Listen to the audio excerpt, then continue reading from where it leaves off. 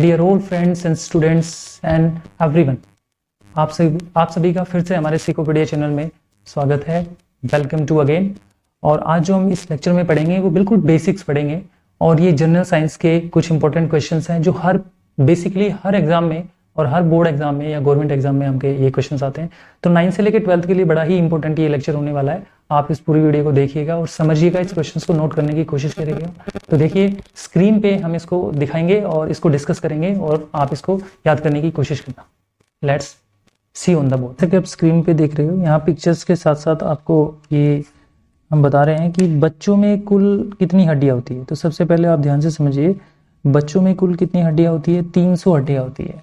कई बुक्स में आपके 300 या 350 की समथिंग होती है, तो आप अप्रोक्स 300 या 350 हड्डियां बच्चों में पाई जाती है। अगर हम नेक्स्ट क्वेश्चन की बात करें तो देखो, मनुष्य में कुल कितनी हड्डियां होती है? ये सबको भी पता है, एक जनरल क्वेश्चन है कि बच्चों में 350 या 300 हड्डियां होती है, तो मनुष्य में कुल कितनी हड्डियां होती है? ये जो अडल्ट होते हैं हमारे पास, उनके हमारे अंदर यानी अडल्ट के अंदर कितनी हड्डियां होती है? तो 206 हड्डियां होती है। कितनी होती है? 206 हड्डियां। बात करें चेहरे पर कुल कितनी हड्डियां होती है? हमारा जो चेहरा है उस पर कितनी हड्डियां होती है? यानी 14 हड्डियां होती है। 14 हड्डियां यानी 14 बोन्स हमारी चेहरे पर पाई जाती है। इसके बाद बात करें हम, लाल रक्त कणिकाओं का जीवन काल होता है। और लाल रक्त कणिकाएं का मतलब है आरबीसी। जो रेड ब्लड सेल होते हैं आपके पास, उनका जीवन काल कितना होता है, मतलब कितने दिन तक रहते हैं या जीते हैं, उनका जीवन काल पूछा है इसने। तो 120 डेज यानी 120 दिन तक वो जीवित रह पाती है। इसके बाद फलों का मीठा स्वाद किसके कारण होता है? जो फल होते हैं उसका मीठा स्वाद जो होता है, जो हमें फल मीठे मीठे लगते हैं, तो उनका स्वाद होता है फ्रुक्टोज के कारण। फ्रुक्टोज उसमें पाया जाता है, इसलिए हमें वो मीठे लगते हैं। नेक्स्ट बात करें, ताप का एसआई मात्रक क्या होता है? ताप मतलब टेम्परेचर। जो टेम्परेचर की एसआई यूनिट क्या होती है अगर हम बात करें तो केल्विन होती है। ठीक है, जो केल्विन होती है, वैसे हम डिग्री सेल्सियस भी लेते हैं, फ़ारेनहाइट भी लेते हैं, लेकिन जो एसआई यूनिट होती है टेम्परेचर की, वो केल्विन ही ली जाती है। नेक्स्ट बात करें, थर्मोमीटर में भरा जाने वाला जो द्रव होता है, जो थर्मोमीटर होता है उसमें जो लिक्विड भरा जाता है वो कौन सा होता है? देखिए लिक्विड एक मेटल की फॉर्म में होता है, वो पारा। पारा यानी Hg। पारा को मरकरी कहते हैं। जो मरकरी Hg इसका सिंबल होता है, हिंदी में इसको पारा कहते हैं। तो थर्मोमीटर में पारा भरा जाता है। ओके, नेक्स्ट देखिए, थर्मोमीटर की खोज किसने की थी? अगर बात करें थर्मोमीटर की खोज, तो गैलीलियो ने थर्मोमीटर की खोज की थी। नेक्स्ट बात करते हैं, परम शून्य ताप का मान कितना होता है? परम शून्य मान का मान कितना होता है आपकी बात करें तो एक स्टैंडर्ड जो शून्य या जीरो टेम्परेचर होता है, एब्सोल्यूट जीरो टेम्परेचर होता है। एब्सोल्यूट जीरो टेम्परेचर का जो वैल्यू होती है वो होती है -273 डिग्री सेल्सियस। -273 डिग्री सेल्सियस होती है। देखिए बहुत कम वैल्यू हो गई है, माइनस में है, तो -273 डिग्री सेल्सियस हम यहाँ बोलेंगे। देखिए जो पाचन की शुरुआत किस अंग से होती है? यानी जो डाइजेशन होता है हमारा, यानी कोई चीज जब खाते हैं तो डाइजेस्ट सबसे पहले कहाँ से स्टार्ट होता है? मुख से। जो हमारा माउथ होता है यानी मुख से, यानी माउथ से सबसे पहले पाचन की क्रिया जो है स्टार्ट हो जाती है। इसके बाद बात करते हैं, टमाटर जो टमाटो सॉस होता है ना, टमाटर सॉस में कौन सा अम्ल पाया जाता है? जो हमारा टमाटर सॉस जनरली हम फास्ट फूड के अंदर यूज करते हैं, तो सीट्रिक अम्ल। ये सीट्रिक अम्ल होता है जो उसमें पाया जाता है।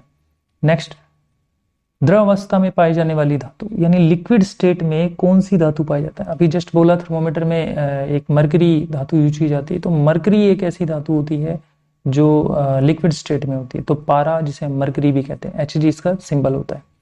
इसके बाद बात करते हैं, एनीमिया रोग होने पर शरीर में किस चीज की कमी हो जाती है? देखो एनीमिया रोग जो होता है उसमें शरीर में किस चीज की कमी होती है? हीमोग्लोबिन। जो हीमोग्लोबिन होता है हमारी बॉडी में जो हीमोग्लोबिन होता है, उसकी कमी से एनीमिया रोग हो जाता है। जो एनीमिया रोग होता है ना, जिसमें नींद कम आती है, नींद नहीं आती। कौन सी धातु विद्युत की सर्वाधिक चालक धातु होती है? यानी सबसे ज्यादा जो कंडक्टिविटी होती है, कंडक्टर होती है, बेस्ट कंडक्टर जो होती है विद्युत का, वो कौन सी होती है? हम बात करेंगे सिल्वर की। तो सिल्वर इसका आंसर होगा। ऐसे किस धातु को चाकू से आसानी से काटा जा सकता है? देखो चाकू से, नाइफ से आप किसे काट सकते हैं? कौन सी धातु है? हालांकि धातु जो है सॉलिड होती है, लेकिन कुछ ऐसी धातु होती है जो स्पेसिफिक होती है, कुछ यूनिक होती है, तो उसमें सोडियम का नाम आता है। सोडियम और पोटाशियम भी हम बोल देते हैं। तो सोडियम की बात हम यहाँ पे कर रहे हैं, तो सोडियम यहाँ पे आंसर लिया हमने।